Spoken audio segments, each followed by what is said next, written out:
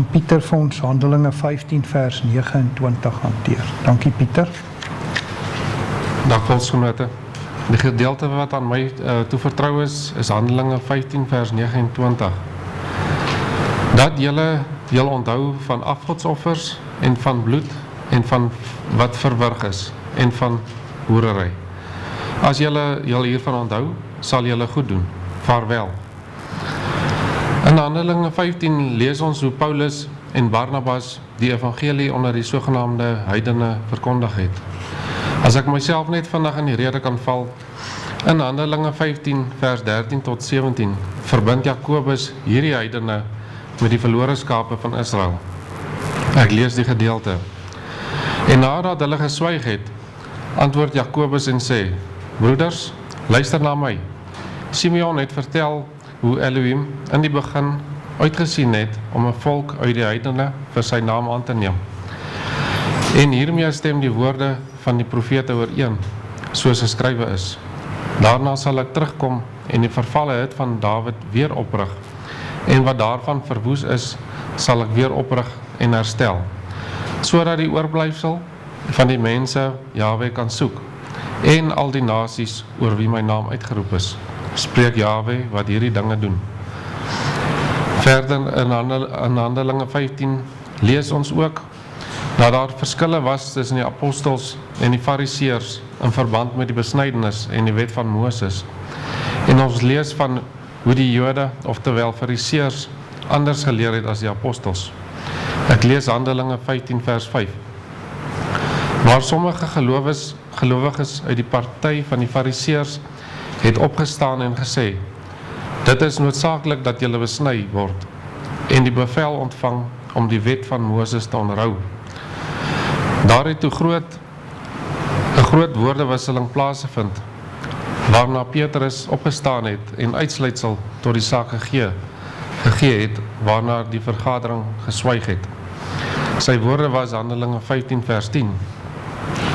Nou dan, waarom versoek julle Elohim, deur op die nek van die disippels 'n juk te lê, wat ons vaders en ook ons in staat was om te dra nie in staat was om te dra nie. Die heidene was duidelik verward deur al die verskillende leringe. Daarom het die ouderlinge en apostels besluit om 'n paar basiese riglyne vir hulle saam te stel, om hulle nie te verwar nie en nie 'n skrik op die lyf te jaag nie. Die wette van Moses is meer as 600 wette. Bybels of skrifte was skaars. Hulle het nie die voorreg gehad om soos elkeen van ons een of meer Bybels te hê nie. Dus het die apostels en ouderlinge en die Heilige Gees besluit om die paar belangrike riglyne saam te stel.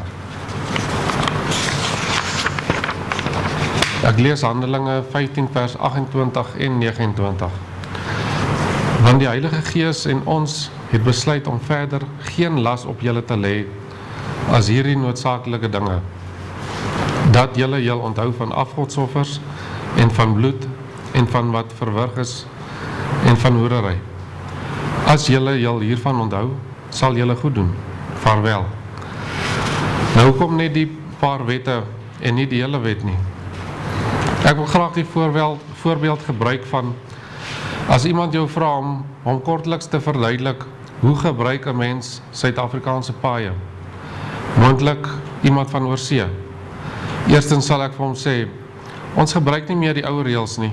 Ons ry nou in kilometer per uur en nie meer in myl per uur nie. Ons is nou onder die nuwe wet. Dan sal ek sê, hou aan die linkerkant van die pad, hou by die spoedgrens, stop by die stopstrate en rooi ligte en ry by die groen lig. Dan sal jy goed doen. Vaarwel. Maar dit sluit niks in van al die ander honderde padreëls wat bestaan nie, want dan sal ek hom baie lank besig hou en hy sal afgeskrik wees en nie verder wil bestuur nie. Belangrike padreëls soos byvoorbeeld moet nie op 'n sperstreep verbygaan nie, of moet nie oor 'n geverfde eiland ry nie, of om toe te gee vir voetgangers by 'n voetoorgang. Die reëls wat ek hom gee is net 'n basiese riglyn, soos Handelinge 15 vers 29. Sodra mens dan hierdie basiese riglyne onder die knie het, sal die ander padreëls vir 'n mens sin maak en voor die hand liggend wees. Ek behandel Handelinge 15 vers 29 se riglyne. Afgodsoffers. Wat afgodsoffers aanbetref, kan mens in die volgende skrifgedeeltes agterkom dat dit 'n doring in die vlees was vir die apostels en dis vir ons ook veronderstel om te wees. Die eerste gebod beveel ons in Deuteronomium 5 vers 7: jy mag geen ander gode voor Vader se aangesig hê nie. Ek lees 1 Korintiërs 10 vers 14 tot 21. Daarom, my geliefdes, vlug vir die afgodediens. Ek spreek soos met verstandige mense, oordeel self wat ek sê. Die beker van danksegging wat ons met danksegging seën, is dit nie die gemeenskap met die bloed van Messia nie? Die brood wat ons breek, is dit nie die gemeenskap met die liggaam van Messia nie? Omdat dit een brood is ons almal een liggaam, want ons het almal deel aan die een brood. Let op Israel na die vlees. Het die wat die offers eet nie gemeenskap met die altaar nie? Wat sê ek dan? Dat 'n afgod iets is, of dat 'n afgodsoffer iets is? Nee, maar dat die heidene wat dit offer, aan duiwels offer, en nie aan Elohim nie. Maar ek wil nie hê dat julle met die duiwels gemeenskap moet hou nie. Julle kan nie die beker van Jahwe drink, en ook die beker van die duiwels nie. Julle kan nie deel hê aan die tafel van Jahwe, en ook aan die tafel van die duiwels nie. Of wil ons die ywer van Jahwe opwek, is ons miskien sterker as hy. 1 Johannes 5 vers 21. My kinders, bewaar julle self van die afgode. Amen. Openbaring 2 vers 14. Maar ek het enkele dinge teen jou, dat jy daar mense het wat vashou aan die leer van Biliam, wat Balak geleer het, om 'n struikelblok vir die kinders van Israel te werp, naamlik om afgodsoffers te eet en te hoereer. Die South African Halal Authority is meer as 45 biljoen rand sterk in Suid-Afrika en meer as 2 triljoen Amerikaanse dollar wêreldwyd. Die moslems in Suid-Afrika is maar 1.5 tot 2% van die totale bevolking. Met ander woorde, die 1.5 tot 2% belas die res van die bevolking en hulle spog met 'n industrie wat meer as 45 biljoen rand sterk is. Die 2% vereis dat bykans al die slagpale in die land halal slag. Kan nie glo dat ons so versleg het, dat 2% van die bevolking ons belas en in 'n blik druk om hulle offergawe aan duiwels te moet koop en boonop daarvoor te betaal. As jy jou diere wat jy uit Vader se hand ontvang het by 'n halal slagpaal laat slag, laat jy toe dat 'n afgod se naam oor jou diere uitgeroep word en jy as verbruiker betaal vir die moslimpriester se diens, want die slagpale sit die koste dood eenvoudig net by die vleisprys. En dis nie net die geval met vleis nie. Met elke produk wat jy koop met 'n halal-merk op, finansier jy afgoderry. Want op elke halal produk is daar 'n paar sent belasting wat jy aan die moslems betaal. En daardeur verontagsaam jy die eerste gebod. Die volgende riglyn is om jou te weerhou van bloed. Net die vleis met sy siel, met sy bloed, mag julle nie eet nie. Dis Genesis 9 vers 4. Maar wat julle eie bloed betref, dit sal ek eis. Van al die diere sal ek dit eis, ook van die mens. Van die een teenoor die ander sal ek die siel van die mens eis. Elkeen wat maar enigstens bloed eet, die siel moet uit sy volksgenote uitgeroei word. Want die siel van die vlees is in die bloed. En ek het dit aan julle op die altaar gegee, om vir julle siele versoening te doen, want die bloed bewerk versoening deur die siel. Want wat die siel van alle vlees aangaan, sy bloed is met sy siel verbind. Daarom het ek aan die kinders van Israel gesê, julle mag die bloed van enige vlees nie eet nie, want die siel van die vlees is sy bloed. Elkeen wat dit eet, moet uitgeroei word. Bly daar net vas by dat jy die bloed nie eet nie, want die bloed is die siel. en jy mag die siel nie saam met die vleis eet nie. Die volgende riglyn is van wat verwrig is. Van wat verwrig is, kom op dieselfde neer as van bloed, omdat die verwrigte dier nie kans gekry het om uit te bloei nie. Ek haal weer Genesis 9 vers 4 aan. Net die vleis met sy siel, met sy bloed, mag julle nie eet nie. Die volgende riglyn is hoerery. Ek behandel die verskillende betekenisse van hoerery volgens die konkordansie. Verskoon maar die Engels. From G4203, harlotry, including adultery and incest. Figuratively, adultery, fornication. Voorbeelde van harlotry, hoerery. Daar mag geen hoer uit die dogters van Israel wees nie. Dis Deuteronomium 23 vers 17. En daar mag geen skandseun uit die seuns van Israel wees nie.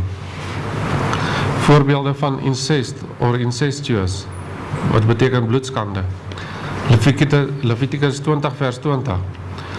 En as 'n man met sy tante gemeenskap het, het hy die skaamte van sy oom ontbloot. Hulle moet hulle sondes dra.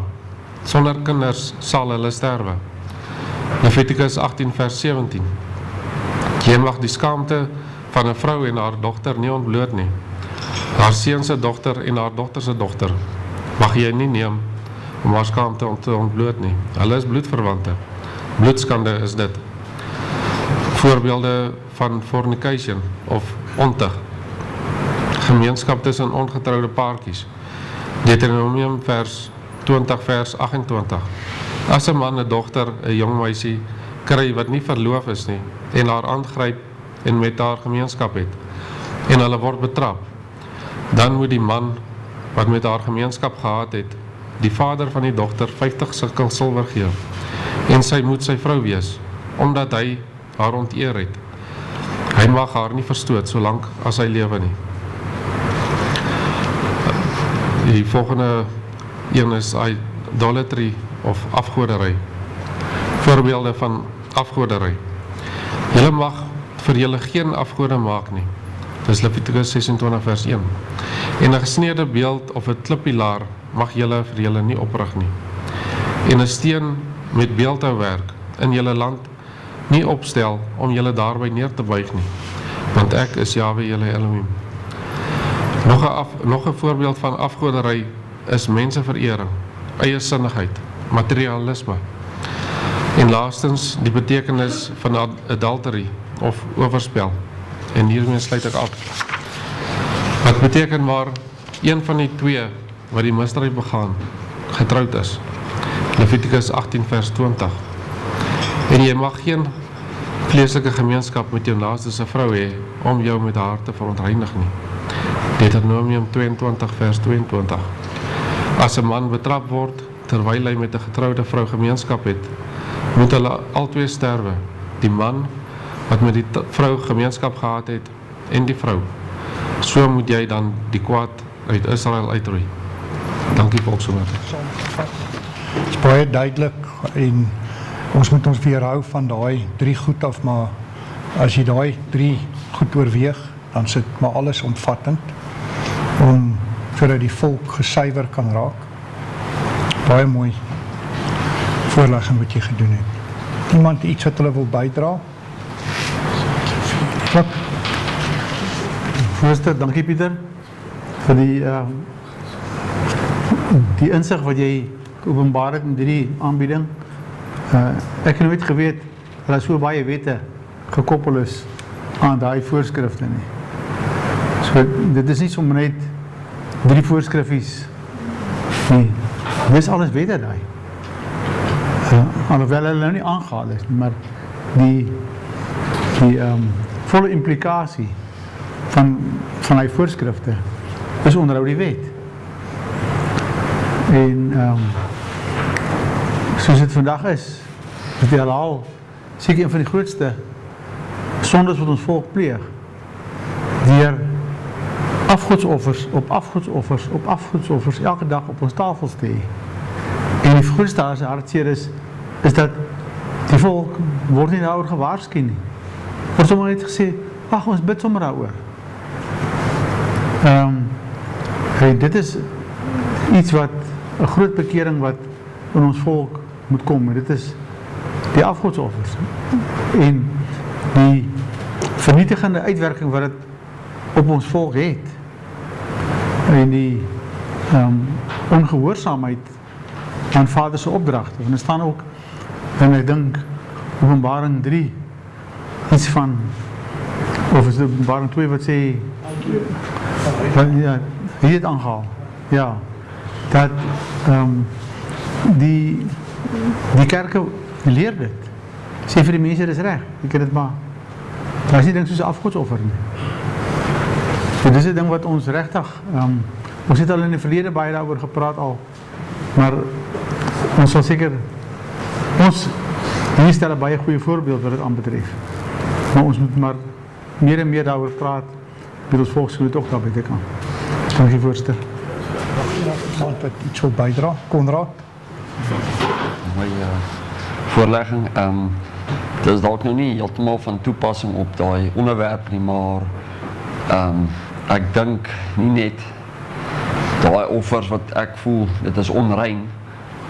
Ek dink die belangrikheid daarvan dat ons volk nie onrein voedsel eet nie, veral die onrein vleis, skulpvis, vark en ander onrein diere is ek dink dit is 'n baie groot sonde.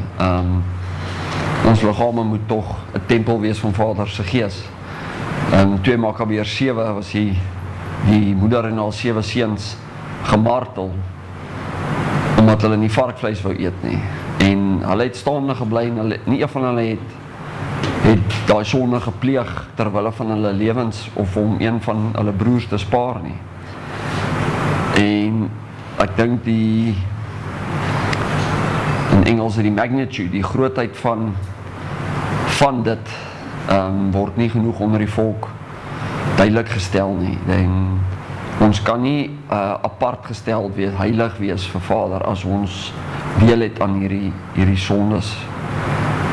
So dit is baie groter ding net, dink ek, as net die halal vleis. Ek dink enige vleis wat verkeerd is om te eet, kan ek amper onder dieselfde kam skeer, kan ek sê. So ek dink dit is iets wat mense dalk 'n bietjie baie wyer kan vat ook. Dankie. Dankie Konrad. Iemand anders nog 'n inset? Frits. Wat van die... Kom nie vorentoe kom dan. Nee, my bene... Okay, ja, sit maar daar. Meneer die voorsitter, wat van die blikkie onreine groente wat op die rak staan? Of vir Pieter. Oom Frits, hoor my. Oom Frits, op elke, as oom nou verwys na 'n blikkie onrein groente, verwys hom dan na 'n blikkie met 'n halalmerk op, of? Goed, Maar, hoe sal mens dan onrein groente definieer? die deep state gooi goed daarin, dat jou DNA kan affecteer in die G5 en die G6. Oom praat van die geneties gemanipuleerde tipe goed en die preserveermiddels en sulke tipe goed. Oom Frits, ja, ek kan niks daarteen sê nie. Ek het nie 'n skrifgedeelte om het te regverdig of nie regverdig te maak nie. Ek glo self dat daai preserveermiddels en daai goed kom van verkeerde mense af wat ons wil skade aan doen, en ek glo jy moet jou daarvan probeer weerhou so ver as jy kan, om dan eerder natuurlike goed te eet. Ek glo ek sal beter wees. Het ek hom sy vraag verantwoord? Ons hou eers na.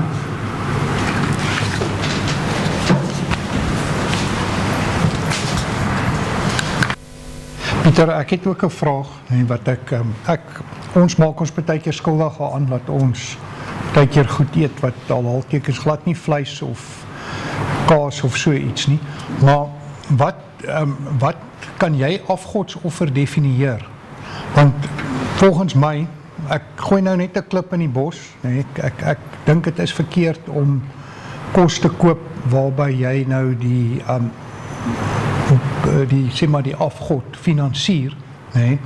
Maar is dit nie, dit is net 'n klip in die bos, my nou nie oordeel nie, want dit is ons het al voorheen hierdie gesprek gehad in Lichtenburg, presies wat ons nou oor praat, maar wanneer hulle 'n dier slag, en ons is al in so 'n hofsaak betrokke en ons het baie navorsing daaroor gedoen, dan by die slagpale is daar nou priesters wat nou die afgod se naam uitroep oor hierdie diere.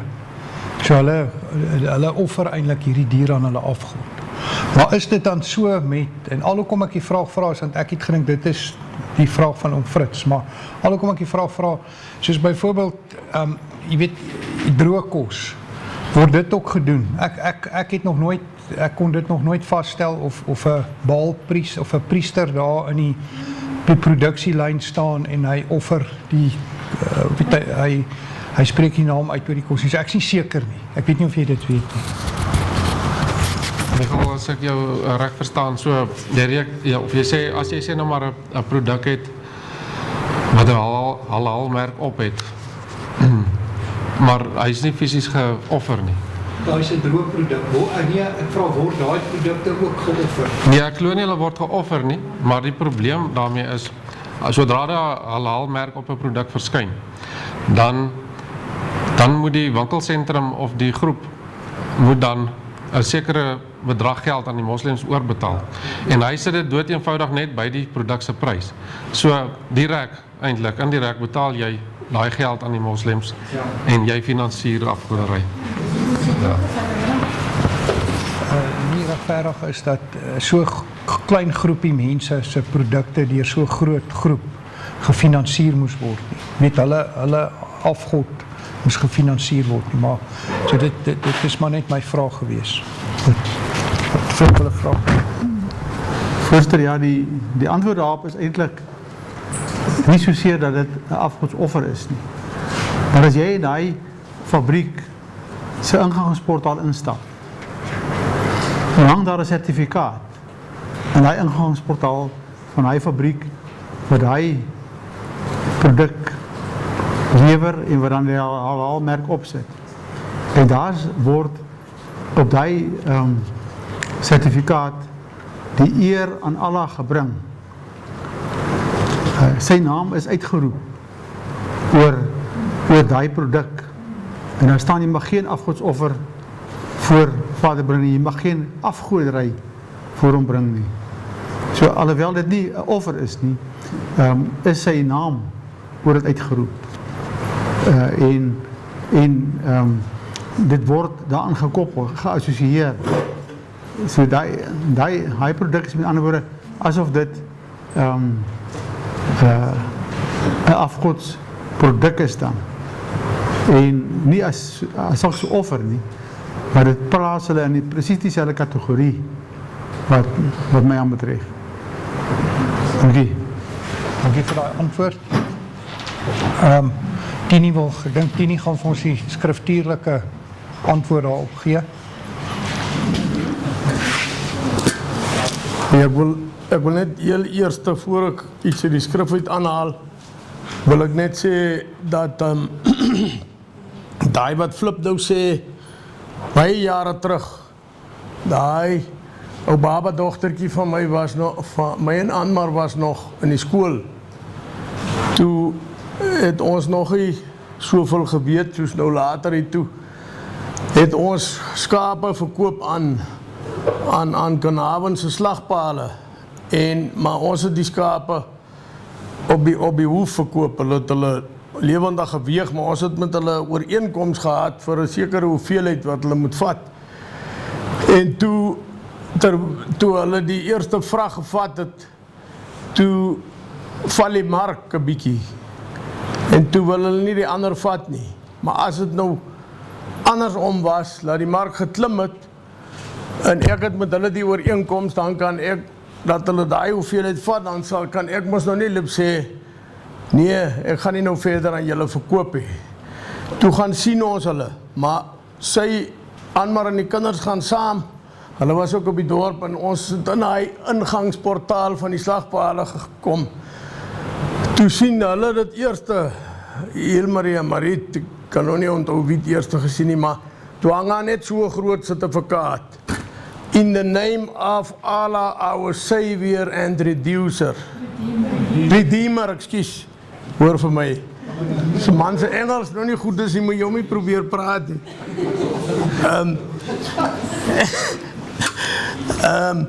En so dis absolute dit is absoluut verloning van Vader. Maar ek wil gou vir julle iets uit die skrif uit aanhaal. Julle weet dat die Agab was die koning van Israel en hy was 'n goddelose koning. En Josafat was die koning van Juda. En toe het die Arameërs teen Agab opgetrek. En toe het, ons lees het daar in 2 Kronieke 20. En toe, ekskuus nie 20 nie, 18.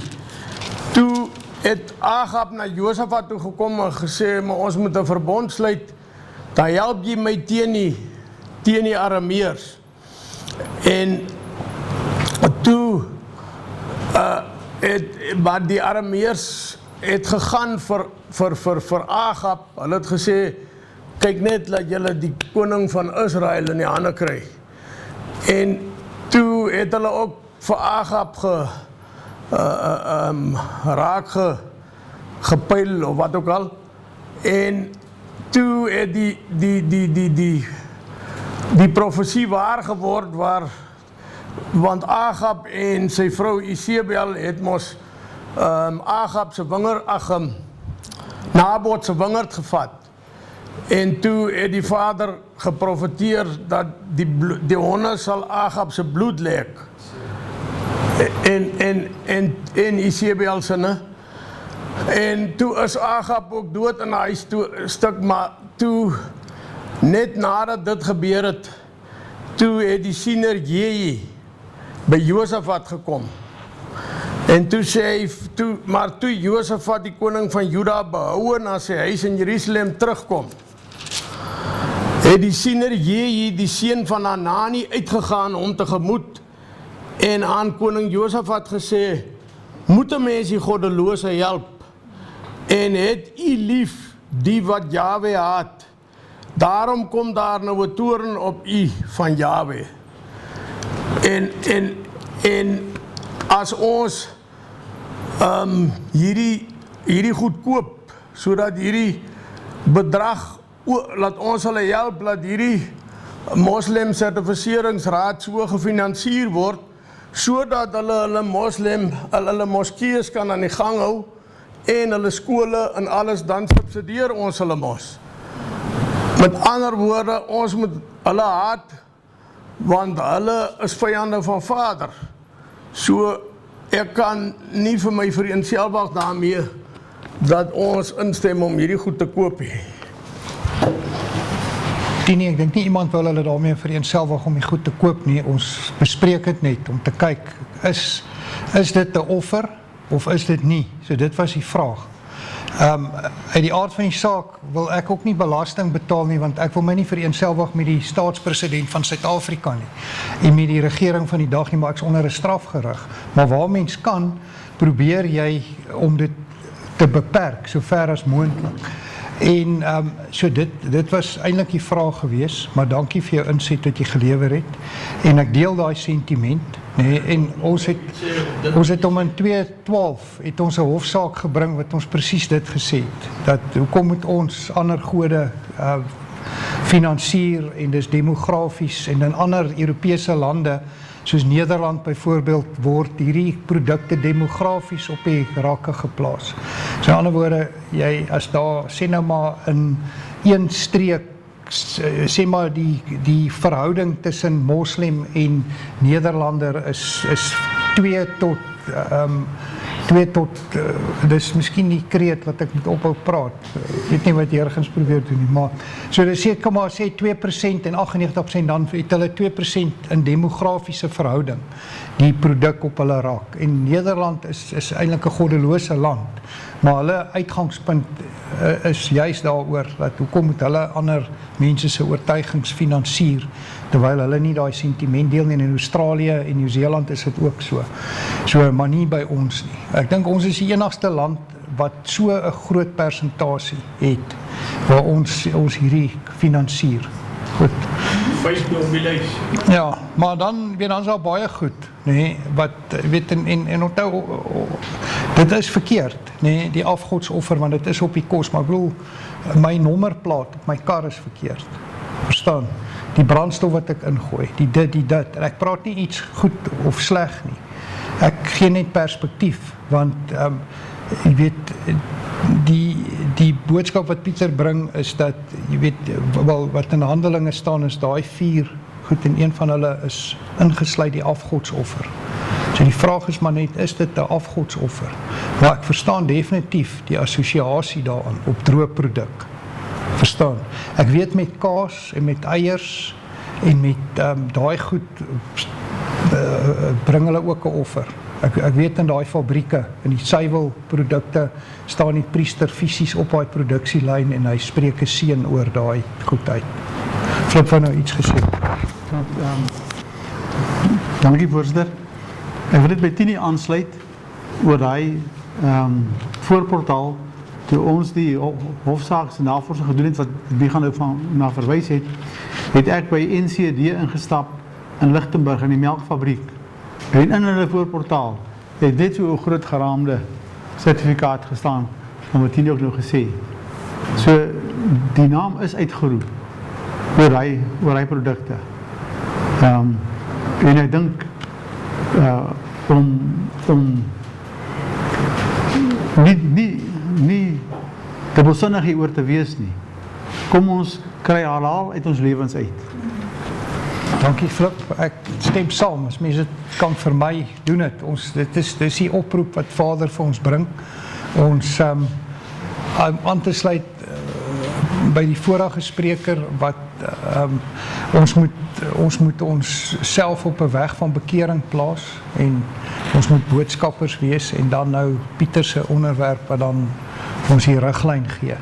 So ons sal definitief daarvan af moet wegbeweeg. Geen twyfel daaroor. Die nie wil gou kortliks vir ons gou ietsie sê.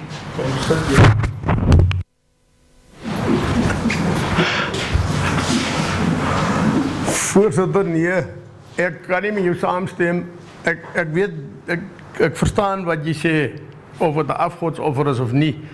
Maar ek kan nie saamstem oor die belasting wat ons betaal in die regering, aan die regering nie, want jy het nie eintlik 'n keuse wat dit betref nie. Dis die Vader het hierdie regering oor ons gestel as 'n strafgerig, maar met die halal het jy 'n keuse. 'n Ou kan nou maar net kyk, hier's baie sparre in die land. Jy kan by Spar of die plekke goed kry as jy regtig vir jou tee sit, dan kan jy dit kry sonder om daai halal produkte te koop. So daar staan ook geskrywe, ek sien julle bied nog nie ten bloede weerstand vir my nie. So ek dink ons moet, want eintlik het die fout nou al gekom met die waar ons mense oorgegee het aan eers aan die multi-etniese en toe die multi-godsdienstige bestel. Anders sou dit so iets nie eers moontlik gewees het vir hierdie afgodsdienaars nie. Nee, dankie, ek stem 100% saam.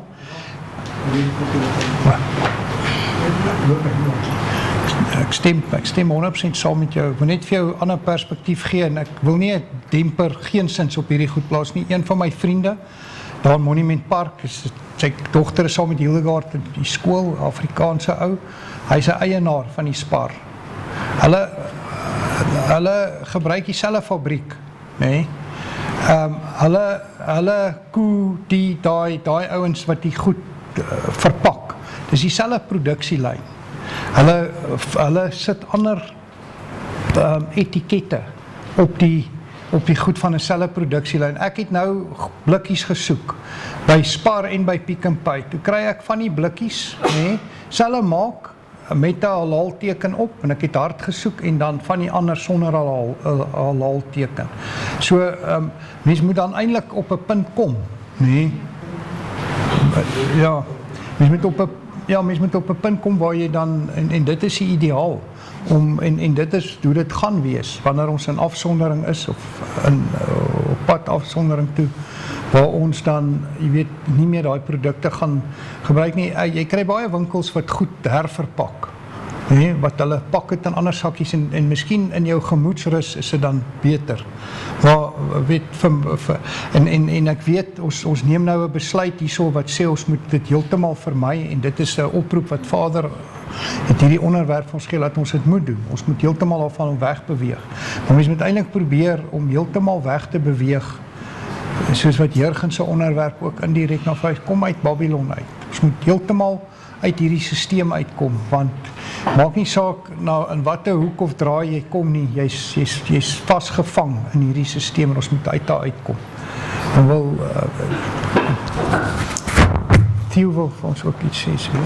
Ja, nee, hoor hierso, ek dink nie hierso is iemand hierso wat homself enigstens wil vereenigselwig met enigiets van die vyand, of dit nou halal is of wat dit is. Mense, ons bly in 'n land waar moskees in jou woonbuurt staan.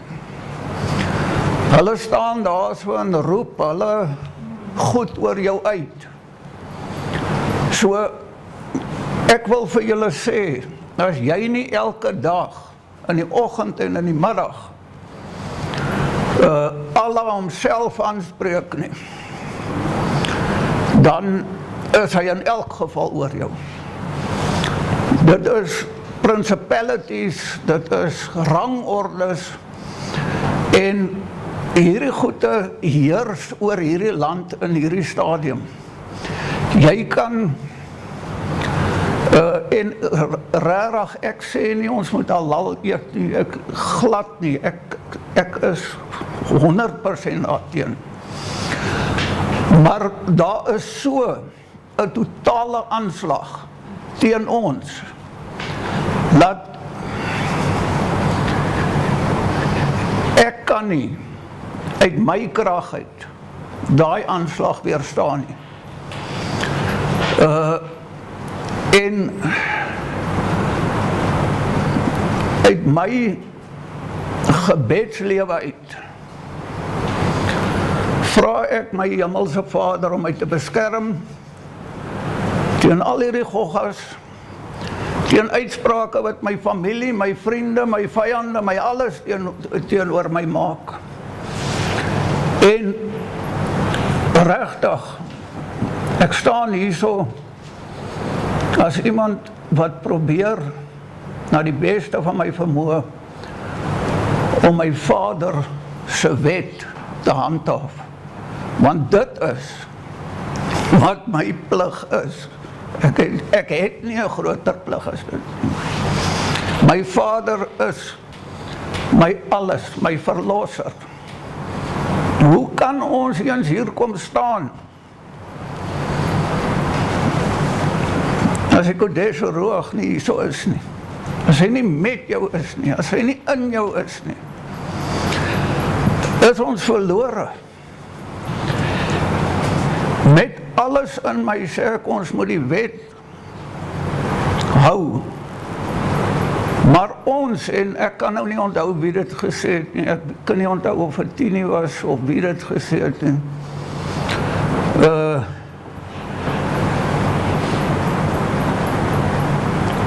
Ons is absoluut onder 'n strafgerig. Nou, onder 'n strafgerig word jy blootgestel aan alles wat jy nie aan blootgestel wil wees nie. Ek wil nie in hierdie land wees net 'n Mandela of wie is hier die nuwe wat is die president se naam? Cyril Ramaphosa. Maar ek is in hierdie land gebore. Ek is hier. Daai punt wat gemaak was, ons het nog nie ten bloede weerstand gebied nie. Ons sit hierso, ons staan hierso vandag onder ons Hemelse Vader wie ons gaan moet antwoord oor dit. En daar is by my, as ek dit sê, is daar by my geen twyfel dat as ek my Vader vra dat hy my vergewe, dat hy my wel vergewe nie. Maar ons het 'n land gelos wat ons nie gekry het nie. Ons is hier vandag, nie wat ons Vader vir ons bedoel het nie. Ons het deur baie, ons het uit Egipte uit die slawehuis uitgelei met 'n magtige hand. Hoe kan ons vandag hier wees? Met daai selfe magtige hand tot ons beskikking. Ons is absoluut mense, as ons praat van geloof, waar is ons met ons geloof? Waar was ons volk in die verlede met ons geloof? Die profeet moes saam gaan sit daarso in Babylon. Hy het gewaarsku en gewaarsku en gewaarsku en gewaarsku. Nog profete het gewaarsku. En hier sit ons vandag. En as ons praat van halal, hier soos ek dink 3 maatskappye in hierdie land wat ons kos vir ons op ons tafel sit. Dankie vir jou geveg. Dankie, Theo. Ja, ek dink is voor die hand liggend, ons moet dit vermy, ons moet so ver as wat dit mens moontlik is, moet ons alles wat in daai kategorie val, wat Pieter vir ons so mooi saamgestel het, moet ons vermy. Ons moet ons bes doen om draaie daar om te loop. En ja, net om gou net saam te vat, ons het al hierdie onderwerpe so ver het vir ons mooi gewys dat ons is hierdie heilige geslag wat Adamies is en dat ons moet ons lig laat skyn, soos wat Konrad vir ons mooi verduidelik het en wie ons is, en dan moet ons uit Babylon uit, en dit sluit dan aan om uit Babylon uit te kom, wat Henko so mooi vir ons gesê het, dan moet ons op die bekeringspad staan en ons moet ook getuies wees vir Vader en vir waarvoor ons staan, en dat ons moet ons dan weerhou van al hierdie 4 goed af, afgodsoffers, bloed, wurg en hoerery. En dis wat ons moet doen, op die regte pad. Baie dankie. Gaan ons kort breekie vat? Nee. Ete. Ons gaan breek vanmiddag ete. Baie dankie.